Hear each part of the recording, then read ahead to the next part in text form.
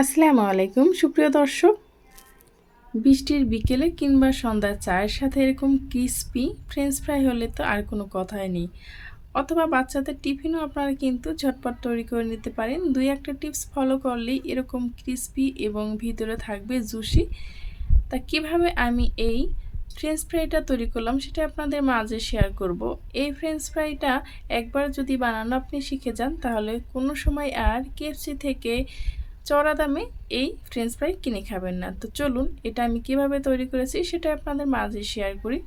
প্রথমে আমি এখানে 2টা আলু নিলাম, ভালোভাবে উপরের অংশটা বাদ দিয়ে দিলাম। আপনারা চাইলে এর থেকে বাড়িয়েও নিতে পারেন। এখন আমি ফ্রেঞ্চ ফ্রাই যে সাইজটা থাকে ঠিক সেইভাবেই করে আমি কেটে নিচ্ছি। সবগুলো সাইজ একদম একইভাবে করে নেব। দেখতেও সুন্দর লাগবে এবং যখন আপনি ভাজবেন তখনও কিন্তু একটা কম কিংবা একটা বেশি ভাজা হবে না, পারফেক্ট হবে কিন্তু সবগুলোই। সেজন্য আমি এই একইভাবে একই সাইজের করে নিচ্ছি। এভাবে করে আমি সবগুলো আলু এক এক করে কেটে নেব। তারপর এটাকে আমি ভালোভাবে ধুয়ে পরিষ্কার করে এটাকে একটু ঝরিয়ে নেব। আমরা বাঙালিরা বৃষ্টির সময় একটু ভাজা পোড়া খেতে কিন্তু বেশ পছন্দ করি। এখন যেভাবে বৃষ্টি পড়ছে দেখা যায় বিকেলে বাইরে ঘুরতেও যাওয়া যায় না, কোনো বের হওয়ার কোনো চান্স থাকে না। যদিও বের হন তাহলে ভিজে যেতে হয়।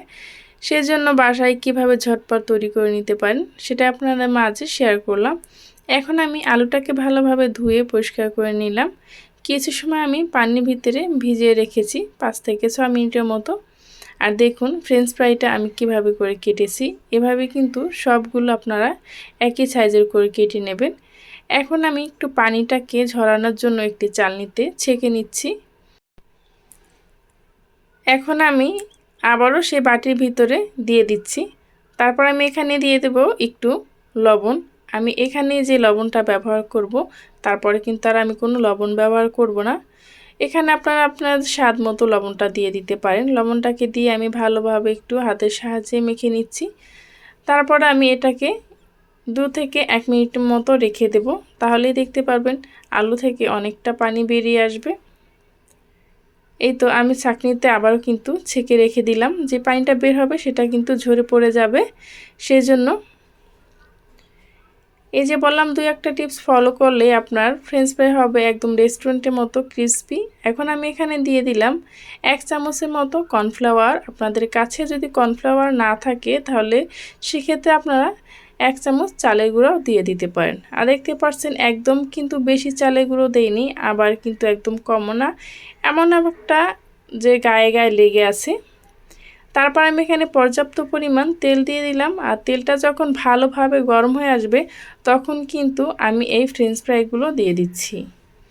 এটা মিডিয়াম টু হাই হিটে রেখে এটাকে ভেজে নিতে হবে। এখন আমি এটাকে আলতোভাবে ছাড়িয়ে দিচ্ছি যাতে করে একটা গায়ে একটা না লেগে থাকে।